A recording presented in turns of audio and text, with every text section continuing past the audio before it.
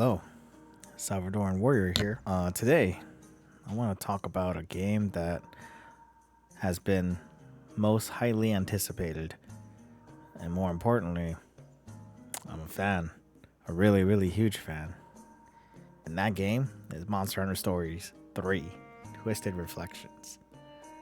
Before that, I played Monster Hunter Stories 2 Wings of Ruin, and of course, the first Monster Hunter Stories. So far, all three games have been really, really good so far. But I want to go into details about this game, especially since before 3 was announced, I was very unsure what the future was going to look like for stories. Only because it really felt underrated. But now, with this new release of Monster Hunter Stories 3, it's changed my perspective. Instead of being a pessimist, I'm now optimistic about this game because everyone has been noticing finally about Monster Hunter Stories 3. And there's a lot of changes, things that felt completely different from the first two games, and more importantly, it's just great. So, let's start from the beginning. Back in 2016, when the 3DS was king, Monster Hunter Stories was released, and it was supposed to be a game for kids. And the idea of riding monsters was a really cool concept. And instead of hunting them, you formed bonds with them. In the lore, hunters and riders didn't really get along so well. So, riders lived in isolation to continue their lifestyle of riding. I knew that the Monster Hunter lore had an ancient civilization lore, but nothing like this. I took the risk in trying out stories, and ever since then, I became a huge fan. But the title didn't hit other players yet.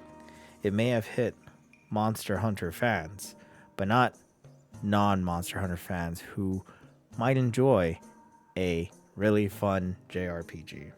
Who knows why it didn't hit off as it should have been?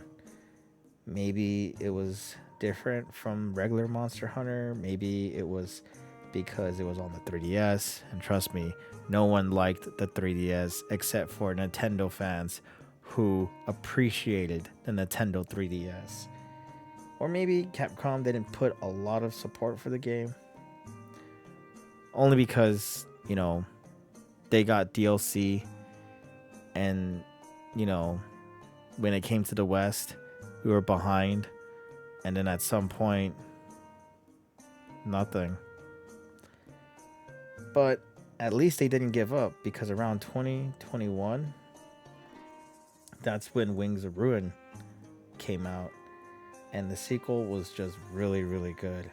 Returning characters came back, returning monsties came back, including more weapons. It wasn't a lot, but it was more than what we were offered in the first Stories game. And then here we are in 2025. Monster Hunter Stories 3 Twisted Reflections came out. And god man, dude, what a huge improvement. Plus, if you played the demo, you got half the game to play with before the release of the main game, of course. And by the time you got the main game, whatever you did on your demo version, you get to transfer your save data to the main game. So if you got like some cool monsters or gear by being very, very patient, you could transfer that over and just continue where you left off. And I just thought that was really, really cool. So, yeah, I could say I'm a huge fan of the series, especially for a long time. And just like Monster Hunter, Stories feels like a new game with every release so far. Plus, the graphics got a huge upgrade. If you looked at the graphics from the 3DS, it's night and day, man. Completely night and day for what the 3DS looks like versus the current version that we have right now. I know Stories also came on PC, especially since it was English dubbed this time. But still, there's still that big, huge improvement. So, anyways, there's still that rock, paper, scissors system, but now they added special moves, which is really interesting. They also added stamina, so now it really feels like a true RPG. Furthermore, you can change weapons on the fly. Honestly, this gimmick makes more sense than Wilds did. That's kind of a hot take, so just bear with me. In Wilds, I only stuck to one weapon. I never bothered to switch from a different weapon. I was just loyal and faithful, and if I got to the point where I needed to switch a weapon, I wouldn't do it. I'll just stick to my guns, and if I fail the mission, I fail the mission. If I don't, then cool. I did it by banging my head on the wall. However, in stories, having a sharp, blunt, and pierced weapon matters. But of course, you can hit any part on the monster's body. But breaking parts matters, and using the correct weapon for the job gives you results. Man, it gets even better. You know, when it comes to messing with genes, with your monstie, that part changed too. They don't disappear anymore after you get their genes. You can move them around and experiment with different builds of your monstie. There's no longer that one time only moment. You can also manipulate how you spawn monsters with this new gimmick called habit restoration. Basically, all you have to do is get a random egg, put it in whatever you think is best, and based on how many times you've done it, will spawn the eggs in those dens.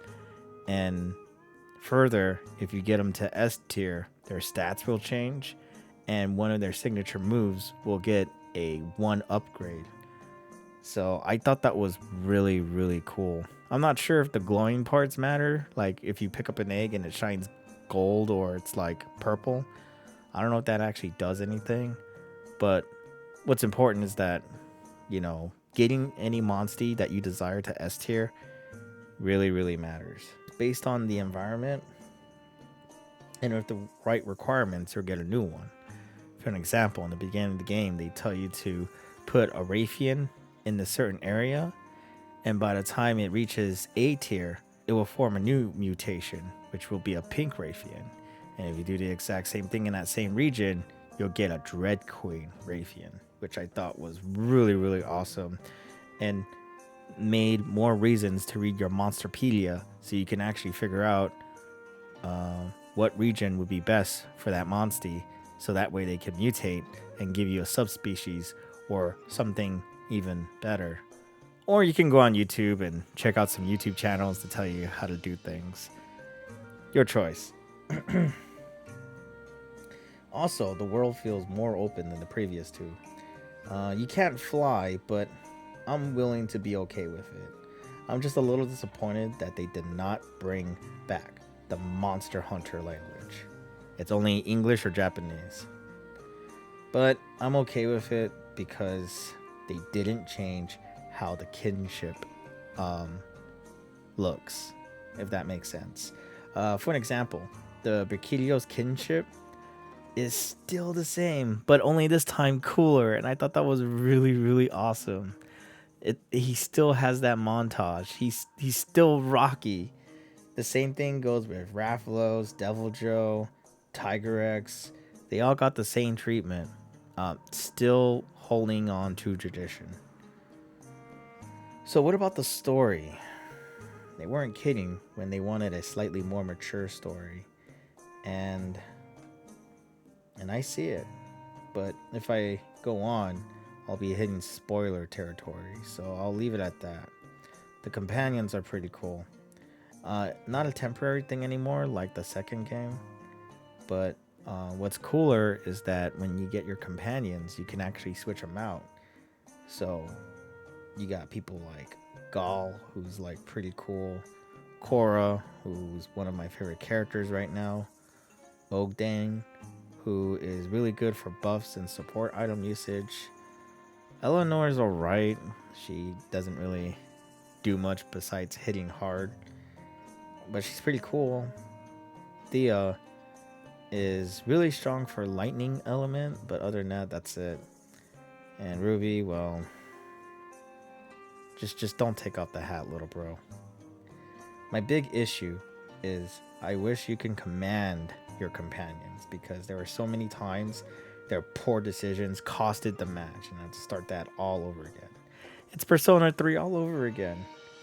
But if they make the right choices, though, the right decisions, it all works out. And I gotta admit, when I didn't notice this until halfway through the game, but when you're deciding what to pick on your decisions, the game tells you what your companions are going to do. So that was a fail on my part. So yeah, please pay attention to what your companions do. Don't do what I do, all right? But still, you know, even if you know what they're going to pick, like there have been so many scenarios where the monster was gonna attack, and I wanted to buy some more time until I got my kinship to level 3, and all I wanted was my companion to use their kinship first, and then I'll follow up. But no, they decided not to do that, and that monster kicked us all off of our monsties, hence having us deal with the next brutal part, failing the match. But their backstories are good, especially Korra's. Overall, though, this is a straight up 9 out of 10. It's my game of the year, but not to everyone, because there are other games out there that are really, really good. However, people are finally noticing stories so far. And if you want, you can play 1 and 2 on all platforms, by the way. 3DS, Switch, Xbox, PlayStation, PC even. So far, I like this game. It's one of my favorites.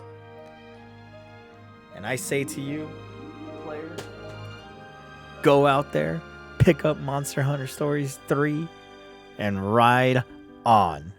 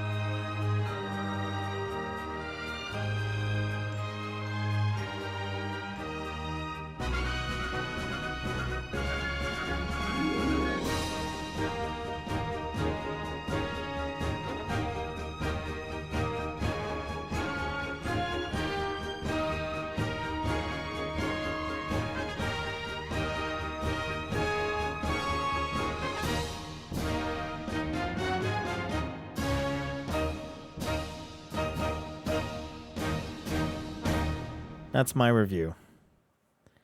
You guys take care of yourselves. And let me know if you too have played Monster Hunter Stories 3.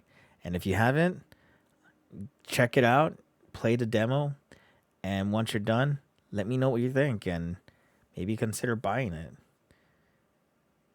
So anyways, you guys take care of yourselves, and I'll see you in the next one. See ya.